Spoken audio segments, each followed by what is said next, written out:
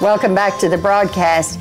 We're going to talk about eating disorders, and they're no laughing matter. They're very serious diseases that needed to be stopped. And our next two guests have learned firsthand how dangerous these disorders can be.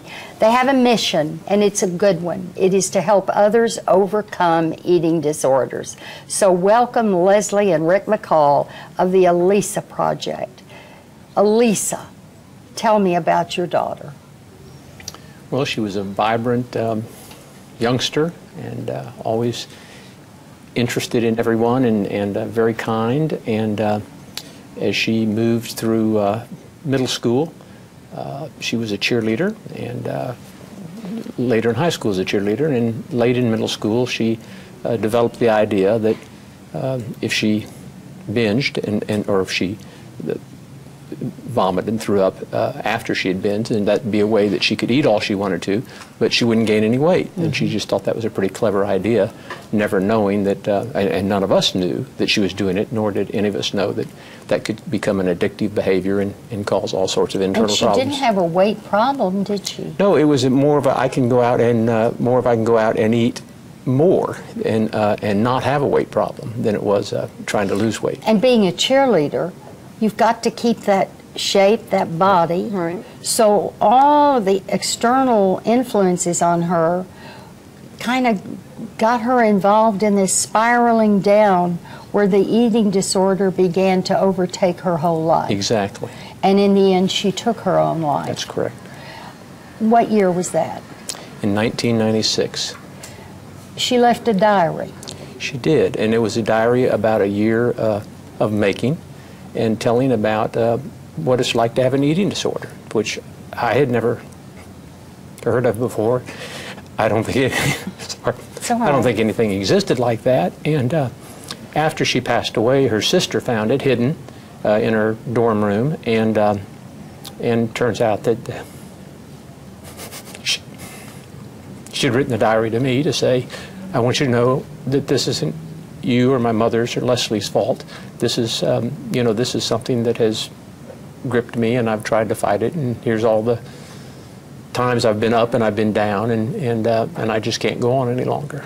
And there was no blame. She was just tired. My husband's daughter did not have an eating disorder, but she just was tired of living, and so she took her life. So what we're talking to you about today is really on three different levels.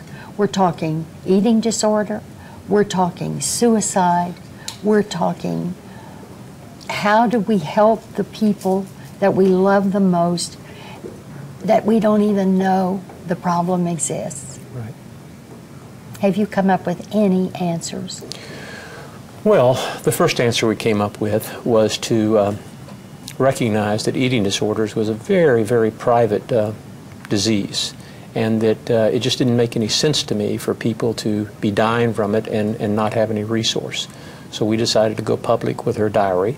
And that's the key. Yeah, and we got people talking about eating disorders, and that was a very gratifying experience, and it's just blossomed since then with Hollywood's involvement. What was the year all of this? What was 1990? In the late 90s. But one of the other things that Rick was very interested in doing, because Elisa's battle and her death was before the age of the internet, so resources were slim to none. And so what Rick also wanted to do was not only educate parents in the school community, he wanted to pull all of the experts who were practicing throughout the United States in this area and bring them together once a year. And really present state-of-the-art information so that people would have better opportunities to treat those with an eating disorder. So we started an annual symposium with UT Southwestern, and that's been going on now for 11 years. That's amazing. Yeah. When you read that diary, and she gave you a mission. Right. It was a mission that helped you also go through your grief.